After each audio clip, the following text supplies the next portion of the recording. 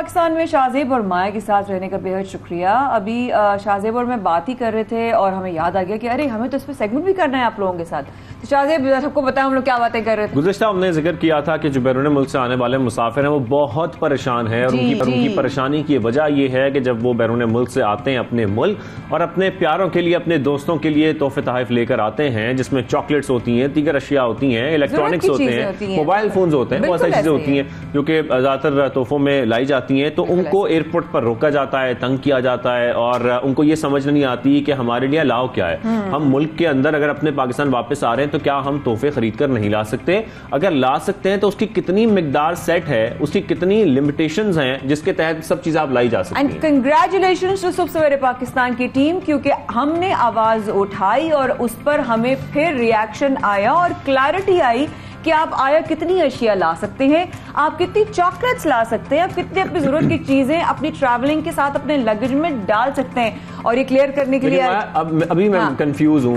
कौन सा सामान लाया जा सकता है, कितनी मिकदार में लाया जा सकता है। लोग भी कंफ्यूज हैं, उनको भी समझ नहीं आती। ये कंफ्यूजन जरा दूर करते हैं। तर्जुमान FBR असद ताहिर चब्बा। बिल्कुल असद ताहिर साहब, बहुत शुक्रिया। अस्सलाम वालेकुम, सवेरे पाकिस्तान का हिस्सा बनने के लिए। असद ताहिर साहब, शाहजेब और मैंने पिछले हफ्ते इस बात को रेस किया और आप लोगों का जवाब भी आया, तो हम चाहते हैं कि जरा पहला सवाल भी करें। सबसे पहले बताएं कि एयरपोर्ट पर मुसाफिरों को तंग करने की शिकायत अगर आ रही है तो वो किन बेसिस पे आ रही है?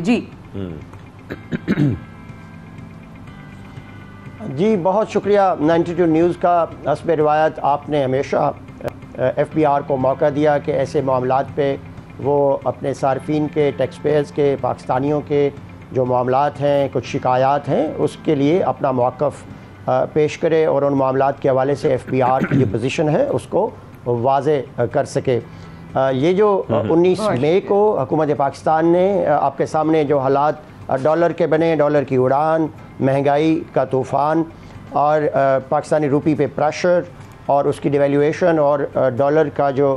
ऊपर जाता हुआ रेट है, उसको कंट्रोल करने के लिए आपको पता है कि बैनुल अक़वामी मंडी में आपको सारी पेमेंट्स डॉलर्स में करना होती हैं। तो जब डॉलर की डिमांड बढ़ती है तो नेचुरली रूपी पे प्रेशर बढ़ता है और उसको कंट्रोल करने के लिए एक ही हुकूमत वक्त के पास चॉइस था कि वो ऐसे गैर ज़रूरी लग्जरी आइटम्स को बैन कर दे जिसकी वजह से डॉलर की ख़रीद में डिमांड में इजाफ़ा देखने को मिलता है। वो 38 आइटम्स हुकूमत ने बंद किए और उसके बाद जिनमें चॉकलेट्स, ये cornflakes, jams, jellies, electronics, mobiles, automobiles और वो चीज़ें जो आमतौर पर हमारे पाकिस्तानी भाई जब बाहर से ट्रैवल करते हैं तो वो पाकिस्तान में अपने अजीज़ व अकारिब, दोस्तों, फैमिली के लिए वो चीज़ें लाते हैं। अब उस पर नेचुरली जब उनका सामान खोला गया तो इसके साथ मैं ये वजाहत करना ज़रूरी समझता हूँ कि आम मुअज़्ज़ज़ पाकिस्तानियों के रूप में कुछ चंद गैर ज़िम्मेदारान वो अनासर शामिल हो जाते हैं जिनको हम आम ज़बान में यहाँ खेपिए के नाम से जानते हैं। वो बज़ाहिर एक आम मुसाफिर के रूप में उन रिस्की स्टेशन से ट्रैवल करते हैं जहां वो कारोबारी नीयत से, फॉर एग्ज़ाम्पल जब उनका सामान खोला जाए तो 22 मोबाइल निकले,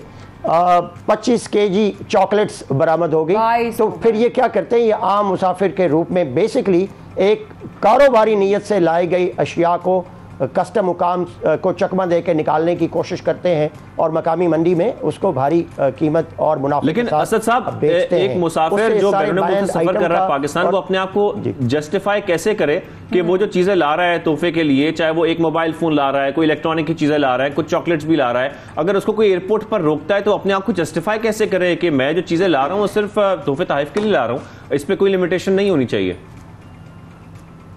देखिए, बहुत अच्छा आपने सवाल किया। इसके लिए FBR ने फौरी तौर पे रिएक्ट किया और एक मरबूत और मौसर हिकमत अमली और निज़ाम वज़ा कर दिया है जिसके 3 मेजर हमने टीयर्स रखे हैं, नुकात रखे हैं। सबसे पहले हमने जो हमारे कस्टम के असिस्टेंट कलेक्टर्स और डिप्टी कलेक्टर्स हैं, 8 बड़े हमारे जो बैनुल अक़वामी एयरपोर्ट हैं जहाँ पे बैरून मुल्क पाकिस्तानी तशरीफ़ लाते हैं, कराची, क्वेटा, पेशावर, लाहौर, इस्लामाबाद, मुल्तान, फैसलाबाद, उन एयरपोर्ट्स पे जो हमारे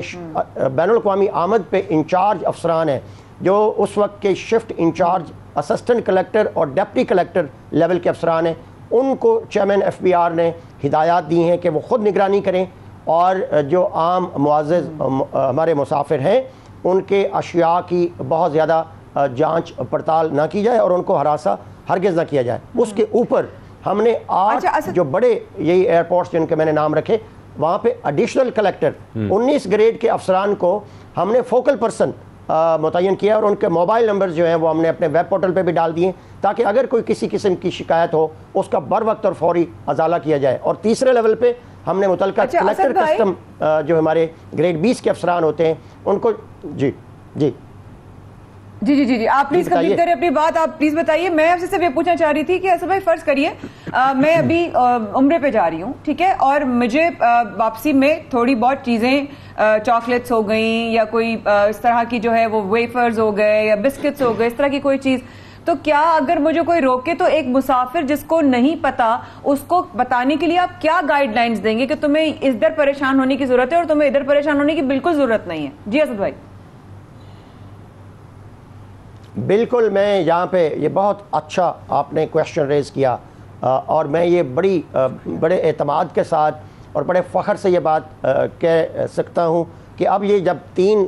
टियर पे हमने ये निज़ाम वज़ा कर दिया है, कलेक्टर्स को हमने ओवरऑल मॉनिटरिंग के लिए चेयरमैन साहब की हिदायत पहुँचाई हैं, नीचे एडिशनल कलेक्टर को हमने फोकल पर्सन बना के उनके मोबाइल नंबर शेयर कर दिए और नीचे शिफ्ट इंचार्ज हमारा असिस्टेंट कलेक्टर और डिप्टी कलेक्टर इस चीज़ को यकीनी बनाएगा। और मैं यहाँ आपके सुनने वाले हमारे बैरून मुल्क पाकिस्तानी और यहाँ जो उनके अजीज़ व अकारिब हैं उनको वजाहत कर देता हूँ कि एक खेपिए में जो कमर्शल नौयत की ट्रांजैक्शन करता है और आम हमारे मुसाफरीन जो बैरून मुल्क पाकिस्तानी भाई हमारे आएंगे उनमें वाज़े फ़र्क हमारे अमले को नज़र आ जाता है। और वो उनकी अशिया, मैं यहाँ पे 1-2 मोटी मोटी चीज़ें जिस पे हमारा कस्टम हुकाम और वो मुस्ताद अमला ये वजाहत करने में कामयाब हो जाता है, वो फ़र्क डालने में कामयाब हो जाता है कि क्या ये एक खेपिया है, कारोबारी नौयत से लाई गई चीज़ें लेके आया है, या ये एक जेन्युइन पाकिस्तानी है, वो विद फैमिलीज आ रहे हैं, उनके साथ बच्चे हैं। और फिर उनकी जो अशिया होंगी उसकी पहचान ये होगी कि जो एक जेन्युइन ट्रैवलर होगा उसके पास सारी चीज़ें होंगी, उसके पास कपड़े होंगे, 2 जूते नए होंगे, कोई एक मोबाइल नया होगा,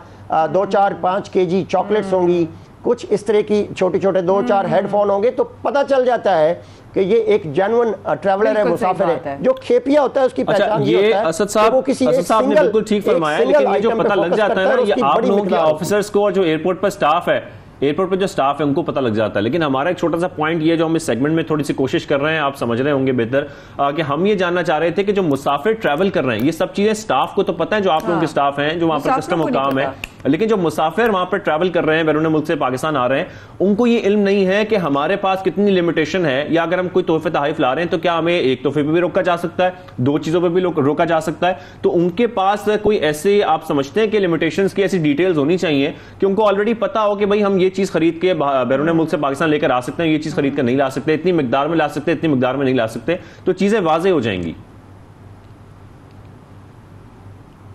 देखें, जो हमारे वो 38 आइटम्स हैं जो हुकूमत पाकिस्तान ने बैन किए हैं, उनकी तो वेब पोर्टल पे हमारा वो सर्कुलर मौजूद है, उसके हवाले से वो आइटमाइज हमने उसको उन आइटम्स के नाम और उन अशिया का हमने वाज़े तौर पे लिख रखा है, उस पर सर्कुलर और इन्फॉर्मेशन मौजूद है हमारे वेब पोर्टल पे। वो 38 आइटम्स हैं, उनमें मोटी मोटी चीज़ें मैं आपको बता देता हूँ। जिस तरह मैंने पहले अर्ज़ किया, उसमें जैम्स एंड जेलीज़ हैं, कॉर्नफ्लेक्स हैं, हेडफोन्स हैं, ऑटोमोबाइल है, मोबाइल फ़ोन्स हैं,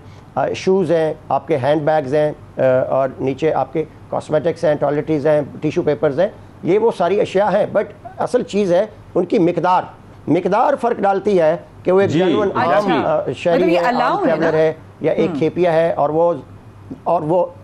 जी देखें, वो बैंड ज़रूर है, लेकिन हम अपने पाकिस्तानियों के एहतराम में अगर वो इक्का दुक्का चीज़ें लाएंगे, पता चल जाएगा कि ये जेन्युइनली एक आम मुसाफिर है और अपने घर वालों के लिए, अजीज़ व अक़ारिब के लिए लेके आ रहा है। तो उसके लिए चेयरमैन साहब ने उनको हिदायत दे रखी कस्टम हुकाम को कि वो उनको हरगिज़ तंग न करें।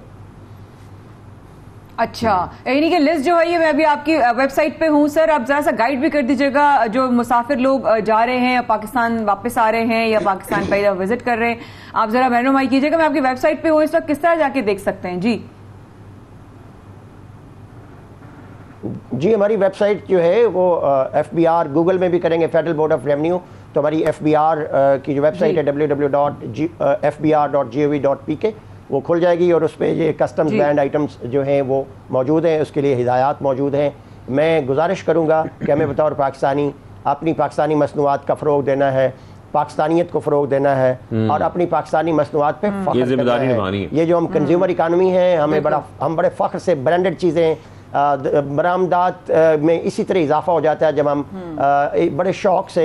बैरूनी मुल्क से आने वाली अशिया को प्रिफर करते हैं और अपने पाकिस्तान में बनने वाली चीज़ों को। अब आप अपने बच्चों को देखें, मैं अपने बच्चों की बात करूं तो वो भी ब्रांड्स और फॉरेन ब्रांड्स की तरफ हमने उनको वो लगा दिया है। इससे क्या होता है, ये बात ठीक है, ये बिल्कुल बात ठीक है कि हम सबकी जिम्मेदारी भी है कि जो बैन लगाया गया ये हमारे मुल्क के लिए, हमारे फायदे के लिए लगाया गया है कि हम इसको सोचे समझें, इसको देखें कि इसमें हमारा अपना फायदा है अगर हम इंपोर्टेड आइटम इस्तेमाल नहीं करते। लेकिन आप ये भी समझते हैं कि साथ ये भी जिम्मेदारी जो एयरपोर्ट पर हुकाम मौजूद है उनकी भी है कि वो हिरासा ना किया जाए मुसाफिरों को, और डील भी जरा सा विद रिस्पेक्ट किया जाए। बहुत ही ज्यादा तीन लेवल पे हमने निजाम बना दिया।